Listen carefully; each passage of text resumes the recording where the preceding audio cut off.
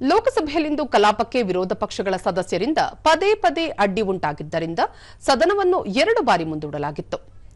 ಸದನ ಆರಂಭಗೊಳ್ಳುತ್ತಿದ್ದಂತೆಯೇ ಪ್ರಶ್ನೋತ್ತರ ವೇಳೆಯಲ್ಲಿ ಮೀನುಗಾರಿಕೆ, ಪಶುಪಾಲನೆ ಮತ್ತು ಹೈನುಗಾರಿಕೆ ಖಾತೆ ರಾಜ್ಯ ಸಚಿವ ಪ್ರೊಫೆಸರ್ ಎಸ್ಪಿ ಸಿಂಗ್ ಬಘೇಲ್ ಉತ್ತರ ನೀಡುವ ವೇಳೆ ಕಾಂಗ್ರೆಸ್, ಟಿಎಂಸಿ, ಡಿಎಂಕೆ ಸೇರಿದಂತೆ ಪ್ರತಿಪಕ್ಷಗಳ ಗದ್ದಲ ಹೆಚ್ಚಾಯಿತು.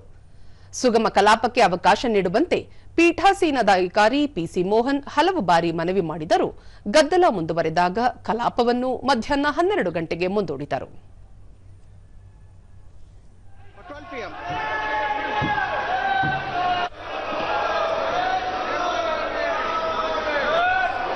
Now papers to be laid on the table. Item number 2. ಬಳಿಕ ಸದನ ಸೇರಿದಾಗಲೂ ವಿರೋಧ ಪಕ್ಷ ಸದಸ್ಯರ ಗದ್ದಲ ಮುಂದುವರಿಯಿತು. ಸಂಸದೀಯ ವ್ಯವಹಾರಗಳ ಸಚಿವ ಕಿರಣ್ ರಿಜಿಜು ಬಜೆಟ್ ಮೇಲಿನ ಚರ್ಚೆಯಲ್ಲಿ ಭಾಗವಹಿಸಿ ತಮ್ಮ ಅಭಿಪ್ರಾಯ ವ್ಯಕ್ತಪಡಿಸಲು ಹಲವು ಸದಸ್ಯರು ಉತ್ಸಾಹದಿಂದಿದ್ದಾರೆ. ಆದರೆ ಕಲಾಪಕ್ಕೆ ಅವಕಾಶ ನೀಡದೆ ನಿರಂತರ ಗದ್ದಲ ಉಂಟು ಮಾಡುತ್ತಿರುವುದು ಸರಿಯಲ್ಲ ಎಂದರು. ಕಲಾಪದ ಸಮಯ ಅತ್ಯಮೂಲ್ಯವಾಗಿದ್ದು ಚರ್ಚೆ ನಡೆಯದಿದ್ದಲ್ಲಿ ಎಲ್ಲರಿಗೂ ಅನಾನುಕೂಲವಾಗುತ್ತದೆ. ಹೀಗಾಗಿ ಸಂಸದೀಯ ಕಾರ್ಯವ್ಯವಹಾರಕ್ಕೆ ಅನುವು ಮಾಡಿಕೊಡಬೇಕು ಎಂದು ಕೋರಿದರು. भी बोलने में तैयार है, कांग्रेस ही अपना बात शुरू नहीं करते हैं. हर दिन इस तरह वेल में आकर के हंगामा खड़ा करते हैं, पार्लियामेंट चलने नहीं देते हैं. नुकसान सबका हो रहा है. मैं फिर से अपील करना चाहता हूं कि आप लोगों ने इस सदन का गरिमा बहुत गिरा चुका है और ज्यादा गिराने का कोई आवश्यकता नहीं है. बजट पे चर्चा सीधा सीधा शुरू होना चाहिए. अध्यक्ष जी, ಆಗಲೂ ಗದ್ದಲ ಮುಂದುವರಿದಾಗ ಪೀಠಾಸೀನಾಧಿಕಾರಿ ಪಿಸಿ ಮೋಹನ್ ಕಲಾಪವನ್ನು ಮಧ್ಯಾಹ್ನ 2 ಗಂಟೆಗೆ ಮುಂದೂಡಿದರು. Go back to your seats. Let the budget discussion start. The House stand adjourned to meet again at 2 p.m. ಮಧ್ಯಾಹ್ನ ಸದನ ಸೇರಿದಾಗ ಬಜೆಟ್ ಮೇಲಿನ ಚರ್ಚೆ ಮುಂದುವರಿಯಿತು. ಬಿಜೆಪಿ ಸಂಸದೆ ಅಪರಾಜಿತಾ ಸಾರಂಗಿ ಪ್ರಧಾನಿ ನರೇಂದ್ರ ಮೋದಿ ಅವರ ದೂರದರ್ಶಿ ಪರಿಕಲ್ಪನೆ ಹಾಗೂ ದಕ್ಷ ನಾಯಕತ್ವದಿಂದಾಗಿ ಭಾರತ ದೀರ್ಘಕಾಲೀನ ಅಭಿವೃದ್ಧಿ ಕಾಣುತ್ತಿದ್ದು ಭಾರತದ ಪ್ರಗತಿಗೆ ಜಾಗತಿಕ ಪ್ರಶಂಸೆ ವ್ಯಕ್ತವಾಗಿದೆ ಎಂದರು. ದೇಶದ ರಫ್ತು ಪ್ರಮಾಣ ಗಣನೀಯ ಏರಿಕೆ ಕಂಡಿದ್ದು $800 ಶತಕೋಟಿ ಮೌಲ್ಯ ತಲುಪಿದೆ. ನಿರುದ್ಯೋಗ ದರ ಶೇಕಡಾ 4.8 ಇಳಿಕೆಯಾಗಿದೆ. 2011 ರಿಂದ 2014 ಅವಧಿಯಲ್ಲಿ ಹಣದುಬ್ಬರ ಪ್ರಮಾಣ ಶೇಕಡಾ 9.8ರಷ್ಟಿದ್ದು ಈಗ ಶೇಕಡಾ 1.7ಕ್ಕೆ ಇಳಿಕೆಯಾಗಿದೆ.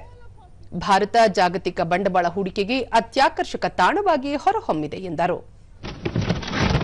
The unemployment rate, all of us have been talking about the unemployment rate. It's declining every day and at this juncture it is 4.8%. We must realize this. हमारा देश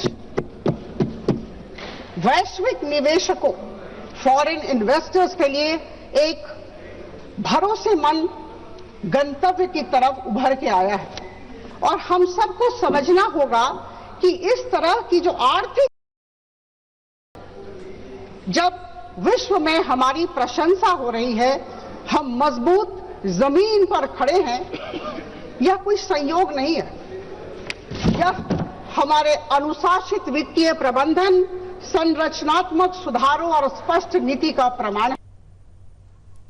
ಕಾಂಗ್ರೆಸ್ ಸಂಸದ ಶಶಿ ತರೂರ್ ಬಜೆಟ್ನಲ್ಲಿ ಜನಸಾಮಾನ್ಯರಿಗೆ ಆಶಾದಾಯಕ ಅಂಶಗಳಿಲ್ಲ, ಮಾನವ ಸಾಮರ್ಥ್ಯದ ಮೇಲೆ ಹೆಚ್ಚಿನ ಹೂಡಿಕೆ ಮಾಡಿಲ್ಲ, ತಂತ್ರಜ್ಞಾನವನ್ನು ಜನರಿಗೆ ತಲುಪಿಸುವ ಕ್ರಮಗಳ ಉಲ್ಲೇಖವಿಲ್ಲ ಎಂದು ಆರೋಪಿಸಿದರು.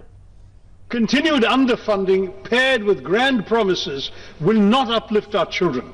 It will mortgage India's future at a discount.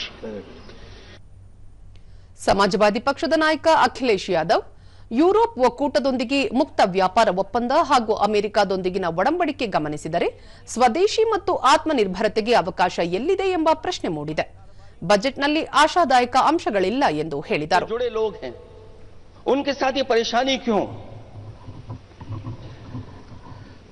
Budget पर सबसे पहला सवाल यही है कि डील पहले बनी है बजट.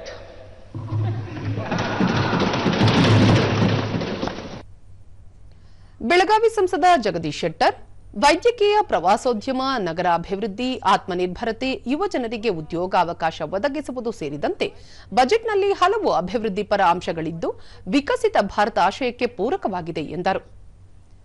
ದೇಶದ ಪ್ರಮುಖ ನಗರಗಳನ್ನು ಸಂಪರ್ಕಿಸುವ 7 ಹೈಸ್ಪೀಡ್ ರೈಲ್ವೆ ಕಾರಿಡಾರ್ಗಳನ್ನು ಬಜೆಟ್ನಲ್ಲಿ ಘೋಷಿಸಿದ್ದು, ಇದರ ಜತೆಗೆ ಬೆಂಗಳೂರು ಮುಂಬೈ ರೈಲ್ವೆ ಕಾರಿಡಾರ್ ಘೋಷಣೆ ಮಾಡುವಂತೆ ಅವರು ಕೋರಿದರು.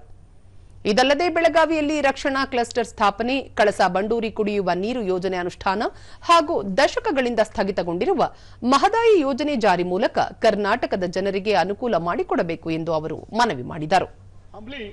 To announce 8th corridor also, this will helpful to the Karnataka. And regarding another important thing is, my chairman, that defense cluster to be established in the Belagavi, because it is a military base, Belagavi, and 1,000 acres of land is available, so defense cluster has to be declared. And another important thing, Kalsa Banduri drinking water project. So it is implemented. Definitely it will help for the development of that area is concerned.